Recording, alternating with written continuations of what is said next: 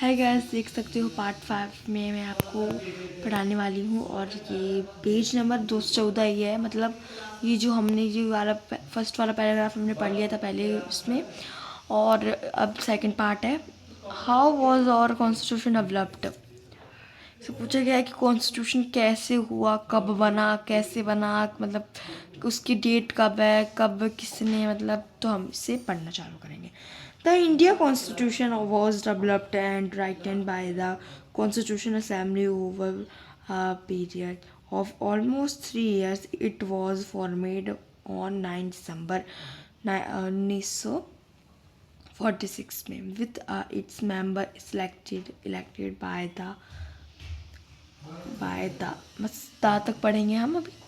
तो हमें इसमें समझाया गया है कि जो हमारा कॉन्स्टिट्यूशन है ना, वो हमारा कॉन्स्टिट्यूशन में मतलब बनने में 3 साल लग गए थे, 3 ईयर लग गए थे। आप देख सकते हो, मैंने अंडरलाइन में मतलब अंडरलाइन कर लीजिएगा, फिर बाद में ट्रेस कर दीजिएगा। 3 ईयर मतलब 3 साल लग गए थे। वॉज आ फॉर्मेट ऑन 9 दिसंबर। अब आप सोचोगे 9 दिसंबर ये तो बन के रेडी नहीं हुआ था, ना ये बना था, ना बन के रेडी हुआ था, ना ऐसे वो ना आयोजित करा गया था। तो 9 दिसंबर में से चालू करा था। मतलब जैसे हम लोगों ने ऐसे हम लोग कुछ कविता वगैरह लिख रहे हैं, जैसे कि हमने आज की डेट लिख ली। जैसे आज हमारे डेट है 17 तारीख है, जैसे हमने 17 तारीख की डेट लिख दी, 17 तारीख की डेट लिख दी, मतलब तो उस दिन से ही चालू हुआ था। 9 दिसंबर से हमने कॉन्स्टिट्यूशन बनाना चालू करा था। और 1946 में with its members selected by the legislative assemblies of a provide whose member had been in turn elected by the people. Dr. Rajendra Prasad was the chairman on Constitution Assembly. जो हमारे जो राजेंद्र प्रसाद थे, इसमें देख सकते हो हमारे राजेंद्र प्रसाद का ये लिखा भी है। राजेंद्र प्रसाद थे, वो हमारे कॉन्स्टिट्यूशन के चेयरमैन थे। कॉन्स्टिट्यूशन के चेयरमैन थे। चेयरमैन क्या होता है? एक लीडर जैसा ही कुछ होता है। तो हमारे चेयरमैन थे। और कॉन्स्टिट्यूशन असेंबली में, मतलब असेंबली जैसे आप कोई ग्रुप वगैरह बना लेती हो, जैसे आप लोग जैसे असेंबली वगैरह करते होगे, मतलब उसने उन लोगों ने भी ऐसी एक असेंबली बनाई थी और उसके चेयरमैन राजेंद्र प्रसाद थे। और the work was complete on 26 नवंबर 1946। 1900 नहीं 46 नहीं है, 1949। मतलब मुझे हिंदी बोलना नहीं आता, बट मैं जैसे ही बोल रही हूँ। तो जो कंप्लीट मतलब जो हमारा जो कॉन्स्टिट्यूशन है ना, वो कंप्लीट हो गया था 29 नवंबर 1949 में। ये हमारे मतलब पूरे कंप्लीट हो गए थे हमारा उस दिन में, 29 नवंबर को। एंड द मतलब हम पेंसिल से बना तो पढ़ ही नहीं पाएंगे।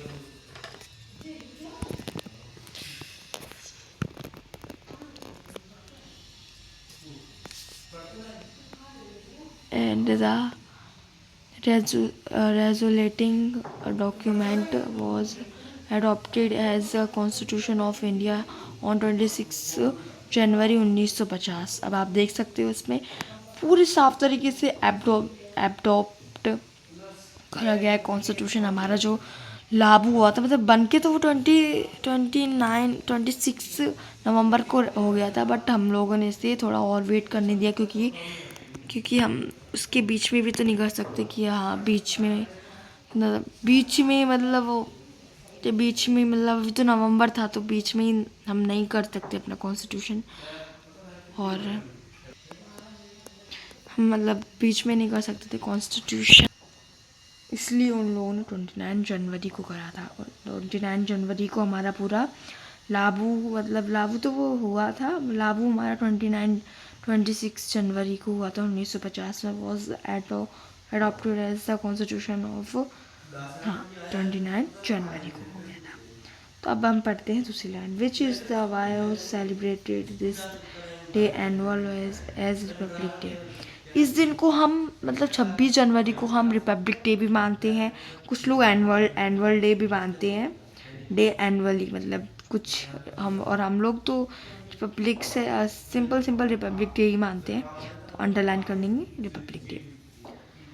द द इंटेलिया the entire text of the constitution was prepared by a drafting committee chaired by Dr. Bhimrao Ambedkar as a eminent social reformer and first law and justice minister of independence India। जो हमारे जो doctor Bhimrao Ambedkar थे वो भी constitution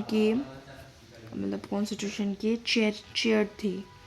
chair तो drafting chair थे वो, मतलब वो भी। और and social remember first law and जुडिश और जस्टिस मिनिस्टर, वो मिनिस्टर भी थे और जुडिशरी भी। और एज अ इंडिपेंडेंस इंडिया